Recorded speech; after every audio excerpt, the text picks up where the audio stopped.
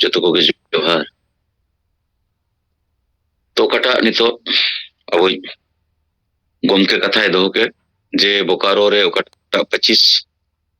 नवंबर सेंगेल कार्यकर्ता सम्मेलन ताहेकान ओनारे लुगुबुरु घंटाबाड़ी धरमगाड़ रेनी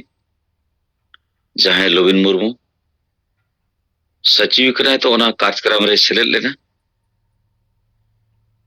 तो मेनखान इन्या विचार ते इन्या उयहर ते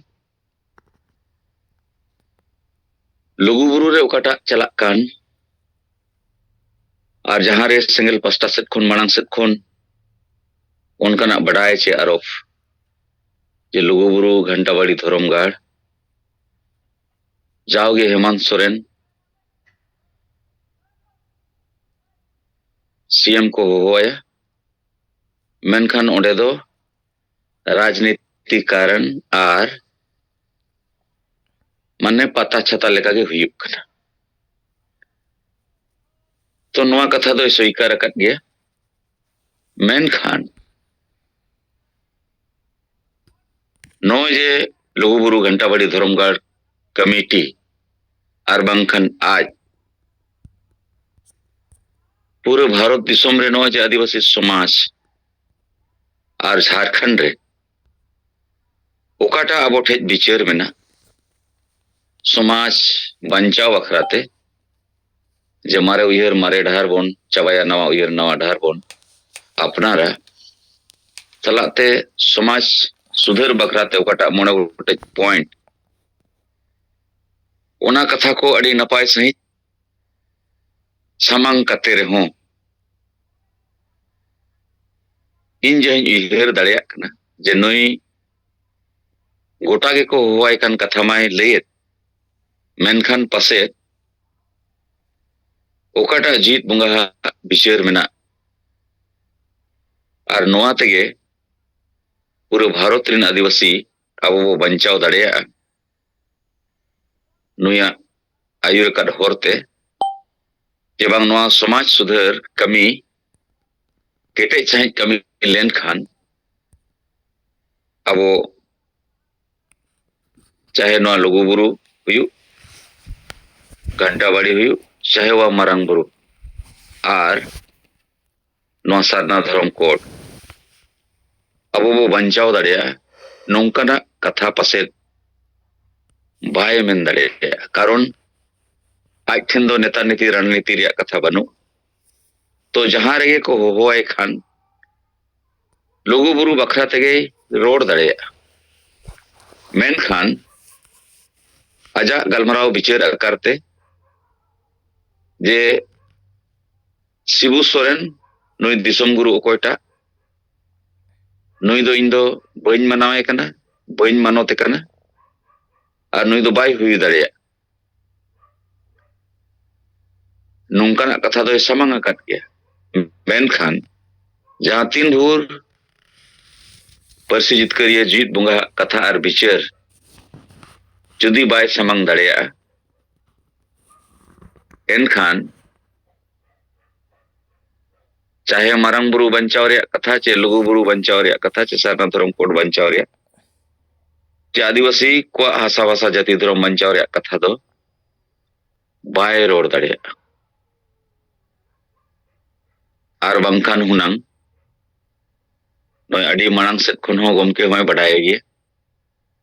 मेनखान नितो धरी लुगुबुरु घंटाबाड़ी रे आवा ओकाटा कथा आर विचार ताहे कान नवा तीसो बाय सामांग का तो निये दो नोए शामिल लेनाय साहस किया शामिल लेनाय नवा कार्यक्रम रे आर ओनारे आजा कथा को आजो मेना मेनखान तिना ए रोड़ा बाय रोड़ा ओना मना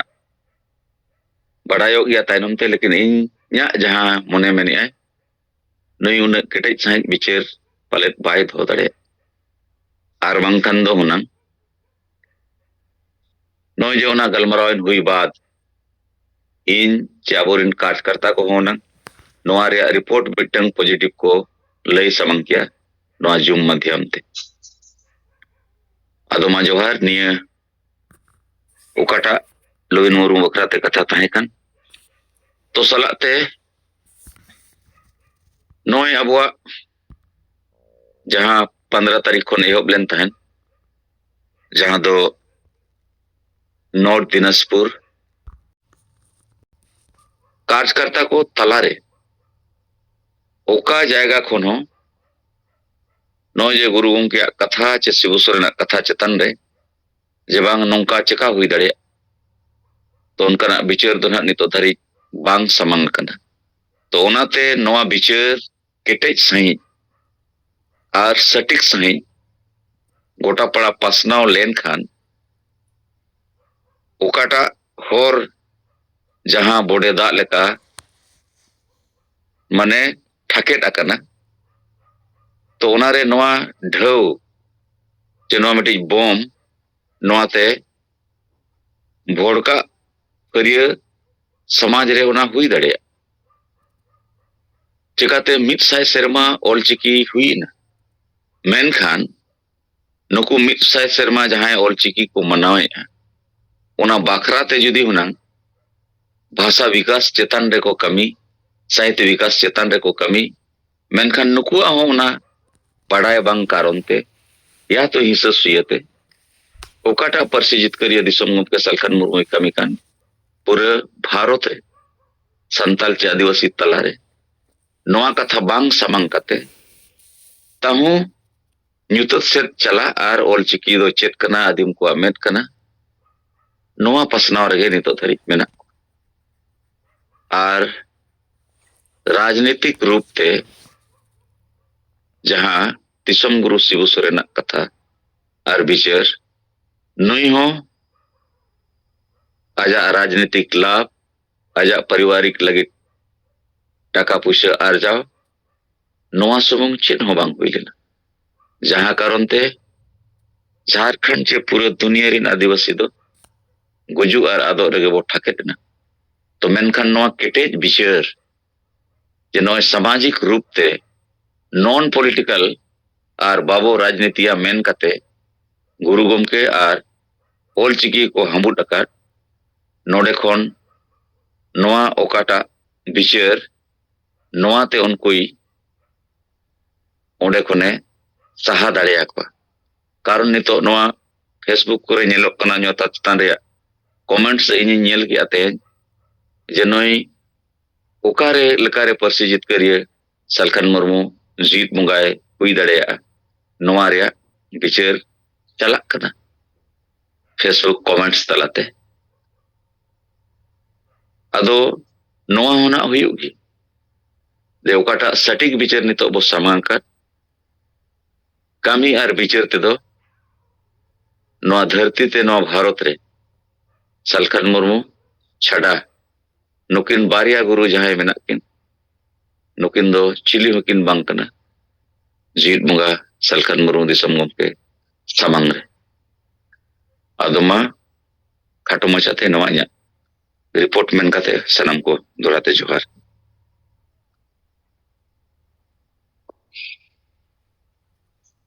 ओय जोहार और सराव गी अबू दिसम परगाना मानोतन सोनाराम सोरेन गमके नोय साहेब तकिन जहां कुकली किन दोलेआ ओना तायम रे नोय अबू ट्रेनिंग प्रोग्राम जहां करे हुई पारोमेना ओंडेना कथा को विस्तार तकिन लयात बोना अदो खाटो मचाते इनसेट खन हो नोवागी मेन रिया तो जहां लोबिन हेमब्रम लुगुबुरु घंटा बड़ी धरमगढ़ रेन सोची असम कोरे से एमन कोरे हको होवाई कना मेनते लेयत कना